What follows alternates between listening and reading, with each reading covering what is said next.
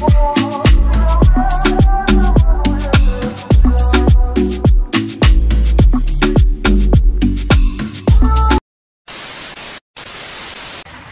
everyone, welcome to a new video. তো আজকে thumbnail দেখে বুঝতেই পেরে গেছো যে আমার মায়ের জন্মদিন। তো এবার হচ্ছে মায়ের 45 ইয়ার্স বার্থডে। তো সেই জন্য ভাবলাম এই বছরের বার্থডেটা যেহেতু 45 ইয়ার্স সেহেতু একটুখানি স্পেশাল, তো সেই জন্য একটু রান্নাবান্না করবো। আর বিকেলে আমার কিছু ফ্রেন্ডসরা আসবে, মেজমালি ঠু আসবে, তো এই একটু ছোট্ট করে সেলিব্রেশন হবে। তো চলো এখন সকাল সকাল রান্নাটা শুরু করে দিই, না হলে অনেক লেট হয়ে যাবে। তো চলো রান্নাগুলো যতটা পারবো তোমাদের সাথে শেয়ার করবো, কারণ আমি সব করবো, মা সব হেল্প করে দেবে আমাকে। তো রান্নাগুলো সব আমিই করবো। তো চলো তাড়াতাড়ি রান্নাঘরে যাই আর রান্নাগুলো শুরু করে দিই।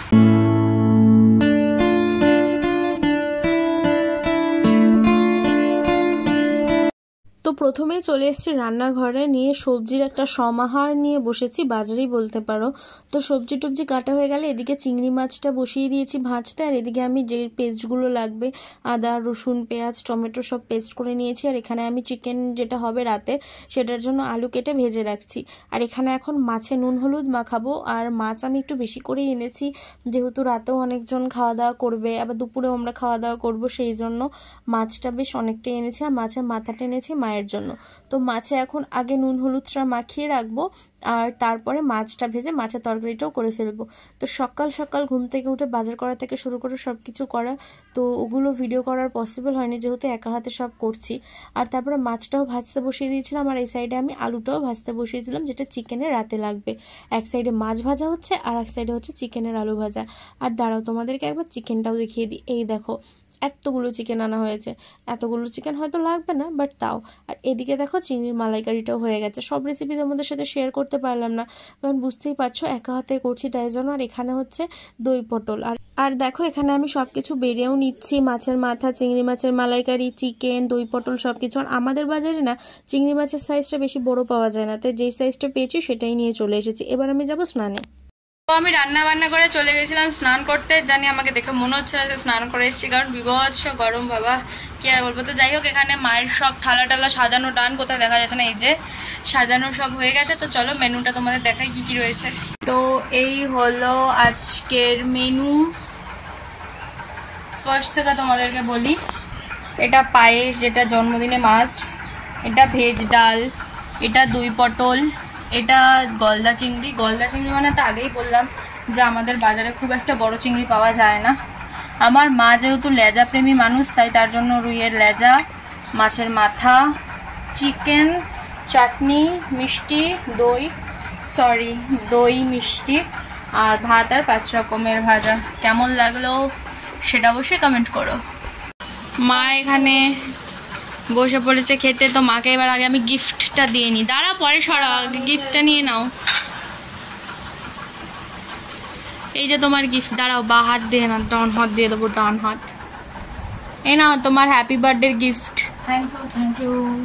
দেখো আগে, হে তুমি তো জানোই, তাও খুব খুশি হয়েছি। দেখাও। হ্যাঁ এবার পরে নাও। কাচি দেবো? বাবা কি ক্ষমতা, দাঁড়াও কাচি দিই। এই যে কাচি, নাও নাও। এটা এখন কাচি দিয়ে কেটে হাতে পেনলো। ও মা সোনারটা পড়েছে, সোনার সাথে আবার রূপোর। বাবাও, কিন্তু এই রূপোরগুলো এখন বেশ ভালো লাগে, বেশ ইউনিক ডিজাইন। আমি আমার জন্য বানাবো কয়েকটা রূপোর চুড়ি, রূপোর কানের। ভালো হয়েছে? দেখ খুব খুশি হয়েছো?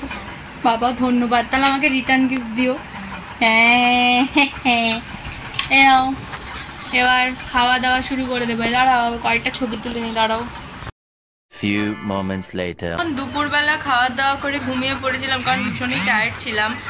আর এখন ঘুম থেকে উঠে ফ্রেশ হলাম। তো অর্ণা চলে আসছে, অর্ণা হাফ রাস্তায়। এখন ভাবছি রেডি হব না, তো সবাই আসুক তার আগে রেডি হয়ে যাব। তো এখন ঘড়িতে 6:45 বাজে, তো 7:15 দিকে রেডি হয়ে যাব। তো চলো এবার অর্ণা আসুক। মা রেডি হয়ে চলে এসছে। ভাল লাগছে তো মা? হাবলদারের কি আছে? আর উনি সব কিছু যে কেন প্লাজো দিয়ে পারে আমি সেটাই বুঝি না। আর এই গরমে আমিও হালকা করে একটু ড্রেস পরে একটু লিপস্টিক পরে রেডি হয়ে নিলাম। আর তারপর এখানে আমি কেকটা ওপেন করছি। এখনও সবাই আসেনি, মানে মামুন ওরা কেউ আসেনি, বাট আমার বাবা এত তাড়া দিচ্ছিল যেহেতু 8টা বেজে যাচ্ছিলো আর বাবাকে রাতে একবার অফিসে যেতে হবে স্যারের সাথে দেখা করতে। তো দ্যাটস ওয়াই বাবা আমাকেও তাড়া দিচ্ছিল যে তাড়াতাড়ি করে কেকটা কাট, ওদেরকে তাড়াতাড়ি করে ফোন কর। তো যাই হোক, তারপর এখানে কেক কাটার প্রস্তুতি হচ্ছে। তো কেক টেক সব সাজিয়ে দেওয়া হয়ে গেছে। এখানে অর্ণা এখানে বাবা আর মার ফটোশ্যুট করছিল। আর এখানে বাবার এই পাঞ্জাবিটা ঠিক একটা ভালো লাগছিল না, সেজন্য বাবা বললো আবার ড্রেস চেঞ্জ করবে। কি বলবো, কেক কাটা হচ্ছে এখন কেক কাটা মাইক টেস্টিং করছি, আদৌ মাইকটা ঠিক চলছে নাকি।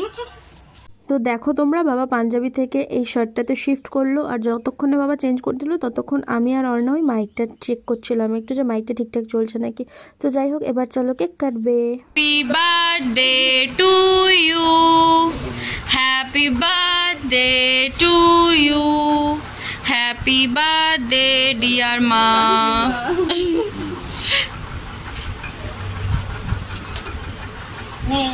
নাও খাওয়া বাবাকে। হ্যাঁ খাওয়াও না, খাওয়ালেই হলো। ছুরি দিয়ে খাইও না, হাত দিয়ে খাওয়াও। হাত দিয়ে খাওয়াও, ছুরি দিয়ে কাটতে হবে। তুমি খাওয়াও না মাকে, বাবাকে খাওয়াও।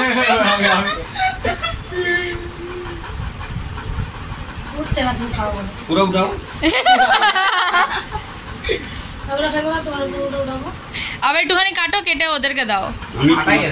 হ্যাঁ খাওয়াও না।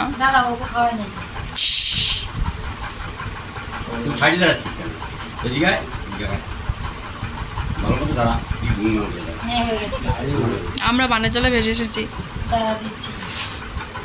বাবা খাওয়ানোর জন্য উতাবলা হয়ে পড়েছে।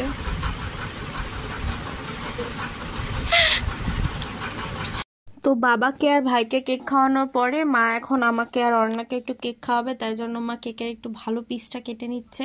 আর সিরিয়াসলি বলছি, কেকটা খুবই টেস্টি হয়েছে। কেকটা অর্ণা নিয়ে এসছে ওদের ওখানে একজনের থেকে বানিয়ে। তো পরবর্তীকালে যদি আমি ওর থেকে আর কেক নিই, আমি নেবো অবশ্যই, কারণ খুবই ভালো হয়েছে কেকটা।